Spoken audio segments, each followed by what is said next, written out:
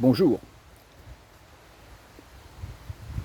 Lemeur, chercheur, oui, mais d'histoire, dans tous les sens du terme certainement. Pourquoi? Nous sommes le 18 août 2022. Je viens de quitter mes deux compères, mes deux neveux, Thierry et Richard.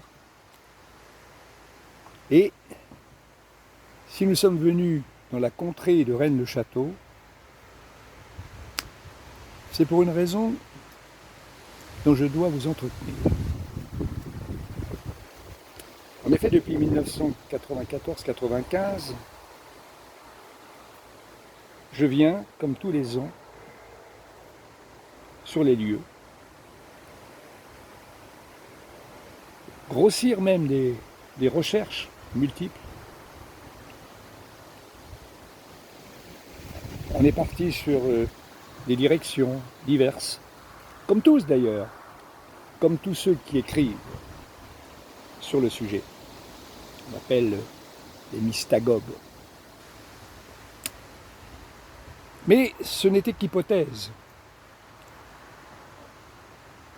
Ce n'était que le fruit, sans doute, de l'imagination. Rien de concret en ce qui concerne le trésor de la Bessonnière, puisqu'il faut l'appeler comme tel.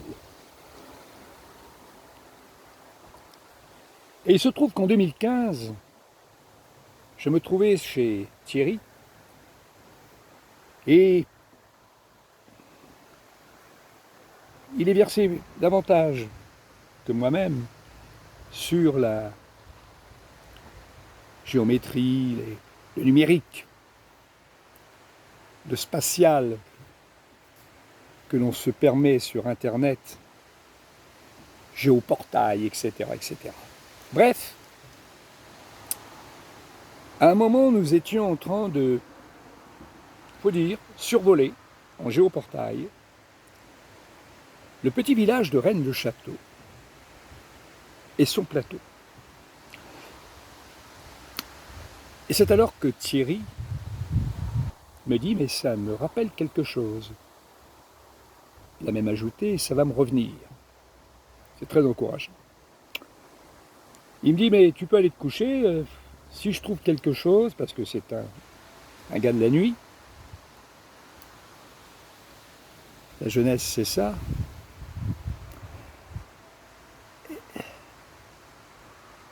Et je t'appelle, je viens te chercher. »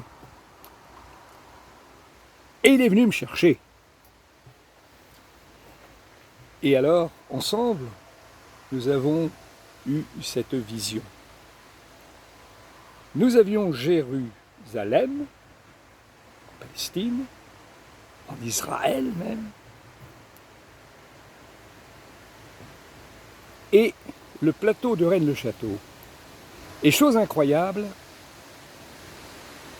on aurait dit la même, en proportion, ça je ne le savais pas encore, mais surtout d'une manière géographique, stylisée certes, mais d'une manière géographique. Et la particularité, c'était les falaises, que l'on trouve également à Jérusalem, autant que sur le plateau de Rennes-le-Château. Et là, on ne peut pas tricher. On ne peut pas tricher quand j'ai appris par la suite, parce qu'il y a eu un prolongement, que ces deux paysages, ces deux plans, se ressemblaient dans un rapport de 1 pour 1. Vous entendez bien? Dans un rapport de 1 pour 1. Et je n'étais pas non plus sans savoir que le marquis de la Franquerie avait fait état, lui aussi, d'une ressemblance entre l'ancienne Jérusalem et la France. Et là, pour le coup, c'était un rapport de 1 pour 1000. Alors je crois qu'on tenait une clé Pourquoi tous nous disent que le trésor serait le trésor de Jérusalem? La Ménorah, l'Arche d'Alliance, le Graal? Quoi?